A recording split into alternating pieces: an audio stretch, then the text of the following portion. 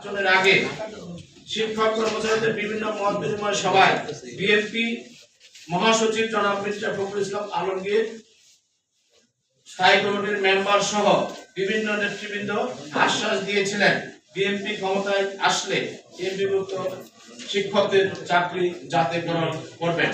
তাছাড়া আজকের মাননীয় প্রধানমন্ত্রী জনাব তারেক রহমান লন্ডন থেকে স্কাইপের মাধ্যমে সরোয়ার্দী উদ্যানে শিক্ষক কর্মচারীদের মহাসমাবেশে যুক্ত হয়ে বলেছিলেন, আগামী নির্বাচনে বিএনপি ক্ষমতায় গেলে এমপিভুক্ত শিক্ষকদের ন্যায্য দাবি পূরণ সহ শিক্ষক কর্মচারীদের চাকরি জাতীয়করণ করবেন। সেই লক্ষ্যে বর্তমান বাজেটে মাননীয় প্রধানমন্ত্রী জনাব তারেক রহমান জিডিপির 2% অর্থাৎ 1,36,606 কোটি টাকা বরাদ্দ দিয়েছেন।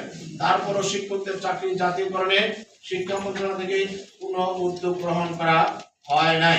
শিক্ষক সমাজ এই জন্য অত্যন্ত মর্মাহত ও বিস্মিত হয়েছে। আমরা বিভিন্ন প্রচার মাধ্যমে জানতে পেরেছি শিক্ষা মন্ত্রণালয় থেকে বলা হয়েছে 100 বছরের পুরানো শিক্ষা প্রতিষ্ঠানগুলোকে জাতীয়করণ করা হবে। আমরা মনে করি এর ফলে শিক্ষা ক্ষেত্রে বৈষম্যের মাত্রা আরো তীব্রতর হবে।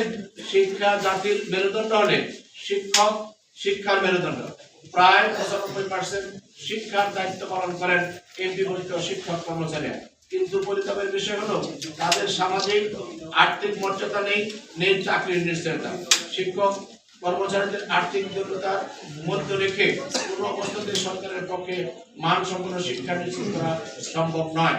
তাই বর্তমান শিক্ষা প্রথম সরকারের প্রতি আমাদের দাবি, অনতিবিলম্বে বিভক্ত শিক্ষক কর্মচারীদের চাকরি জাতীয়করণ করে শিক্ষার বৈষম্য নিরসন করবে।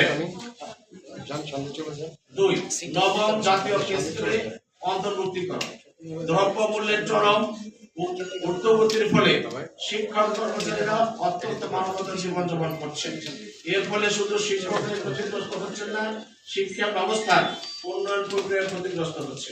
ইতিমধ্যে সরকারের মাননীয় অর্থমন্ত্রী মহান জাতীয় সংসদে নবম জাতীয় পে স্কেল প্রদানের ঘোষণা দিয়েছেন। কোন সূত্রের মাধ্যমে জানতে পেরেছি শিক্ষা মন্ত্রণালয় থেকে বলা হয়েছে এমপিভুক্ত শিক্ষক কর্মচারীদের পরবর্তীতে জাতীয় বেতন স্কেল কার্যকর করা হবে, যা শুধু দুঃখজনকই নয়, অমানবিক বটে। ইতিহাস সাক্ষ্য দেয় শিক্ষক কর্মচারীরা 1980 সালে জাতীয় বেতন স্কেলে অন্তর্ভুক্তির পর থেকে একই সঙ্গে সরকারি চাকরিজীবী শিক্ষক কর্মচারীদের জাতীয় বেতন স্কেল প্রদান করা হয়েছে। তাহলে কোন বিধানের দ্বারা শিক্ষা মন্ত্রণালয় শিক্ষক কর্মচারীদের পরবর্তীতে জাতীয় বেতন স্কেল প্রদান করার কথা বলছে? তারা কোন স্বার্থ সুবিধা করার জন্য সরকারের স্বার্থে শিক্ষক কর্মচারীদের দূরত্ব সৃষ্টির পায়তারা করছেন? আমাদের দাবি, নতুন করে কোনো বৈষম্য সৃষ্টি না করে একই